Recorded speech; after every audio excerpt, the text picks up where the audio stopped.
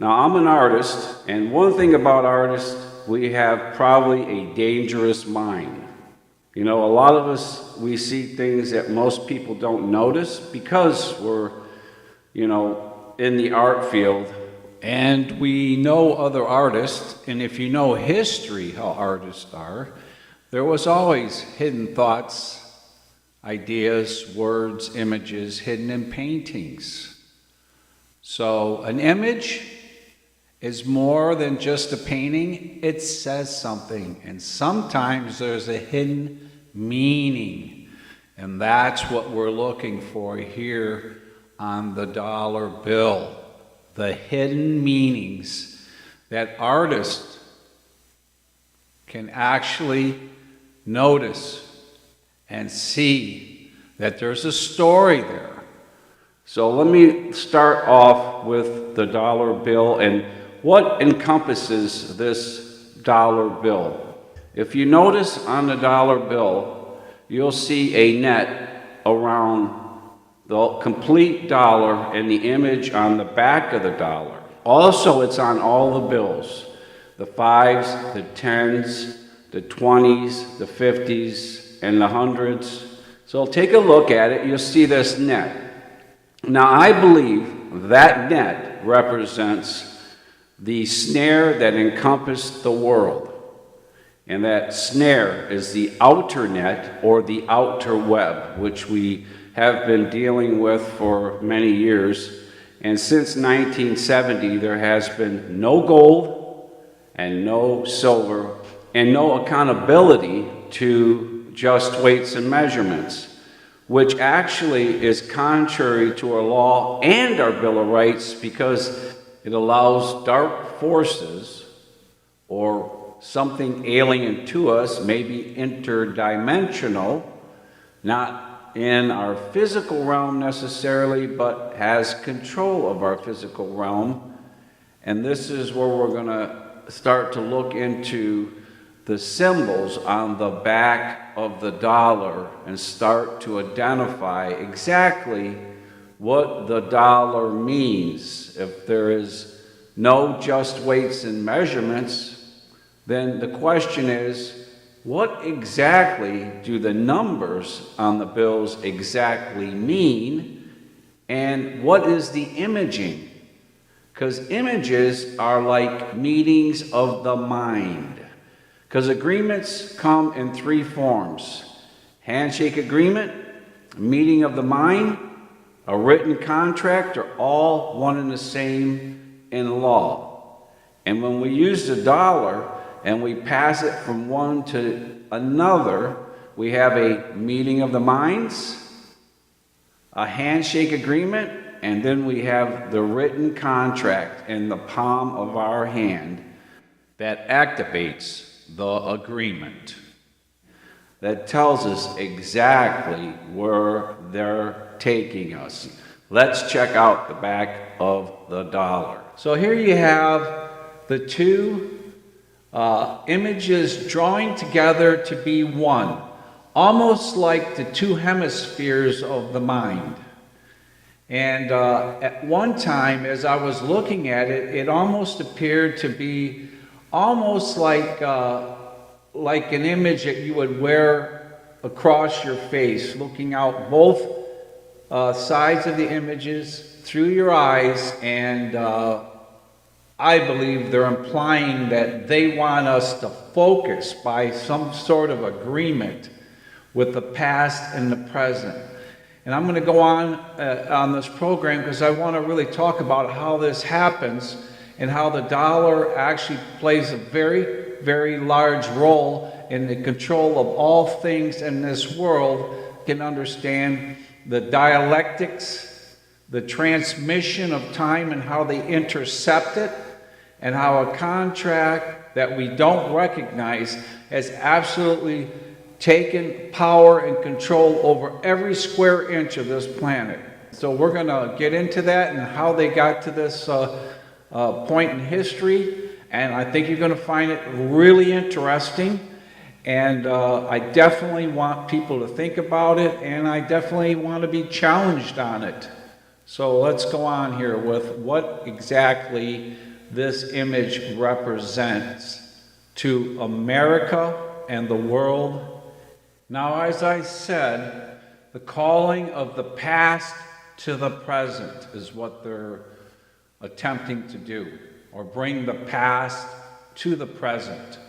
The former powers and authority of the world and the great past coming and taking absolute control of the present, going right back into where we were that we escaped from many years ago.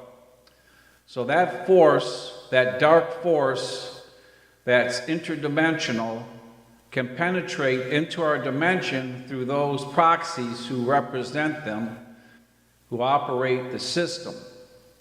Now, the system itself had to do some significant things to get control.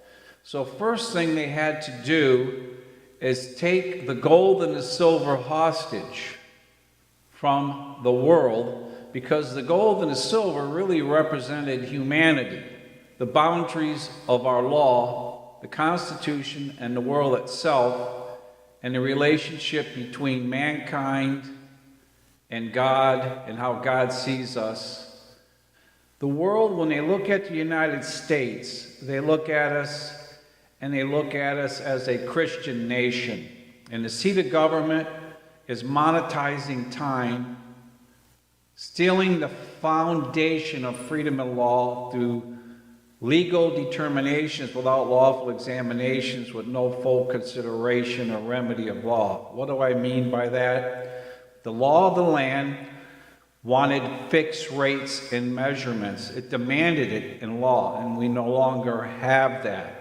The manipulation of the world and the people of the United States, and also all across this globe, feel the effects of the dollar bill, which is a tool to misdirect humanity.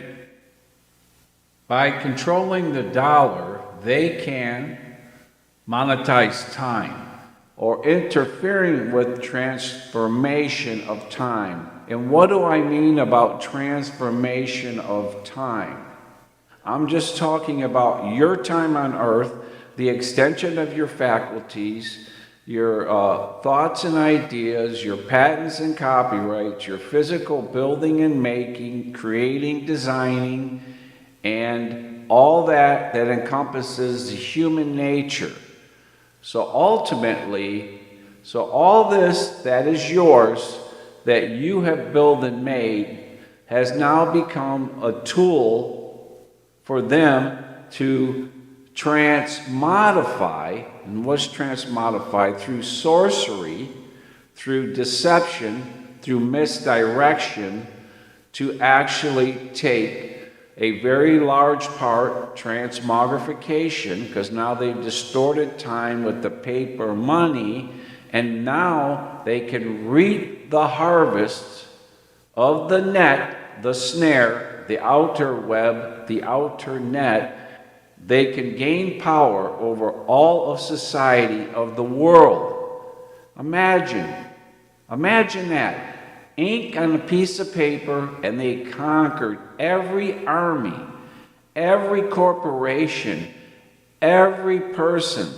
7,500,000,000 people basically on this earth have been conquered by someone who deceived the people by replacing the gold and silver with the ink on the image, the carved image printed on the printing press, and have absolutely sidestepped society, and a handful of people or proxies from the dark side, or you could say the interdimensional forces, have took total control of the whole world. It's humorous. It's actually humorous that all these people in the seat of power must know this.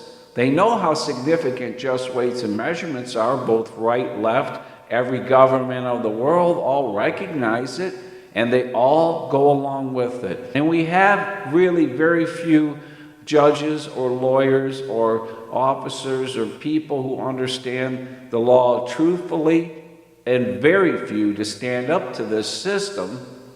Most of them wouldn't dare say a word about it. I know this because I challenge the courts on the dollar, and I realize that we really don't have any, as the Bible would say, Davids, Caleb's, Joshua's, people like that who would be brave enough to take on the giant of paper money, false debt, and false interest in their behalf on our existence through printing money. And this is very important. Let's just take a look back. Something that's significant. The alchemists in the past always wanted to be able to change lead into gold.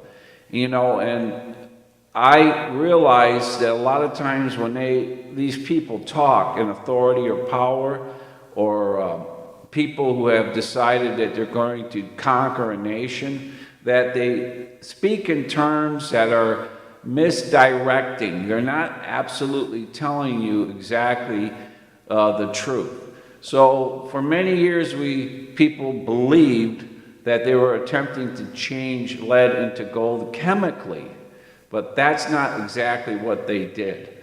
Basically, what they did was, in those days, they were able to carve an image into a plate of lead, which they used to print promissory notes or dollars. So therefore, they basically did turn lead into gold by printing bills that were backed by gold, but overprinting and basically confiscating the gold from the people.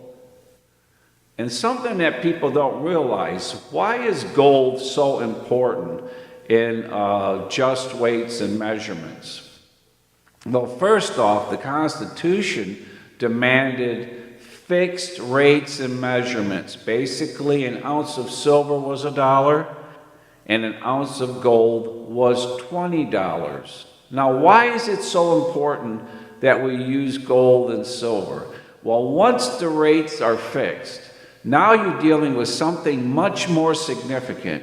You're dealing with parity and rarity. The rarity of the gold protects parity. What it does, it protects you from time transmogrification or transmodifying time. Hi folks, thank you for listening to Tony D here.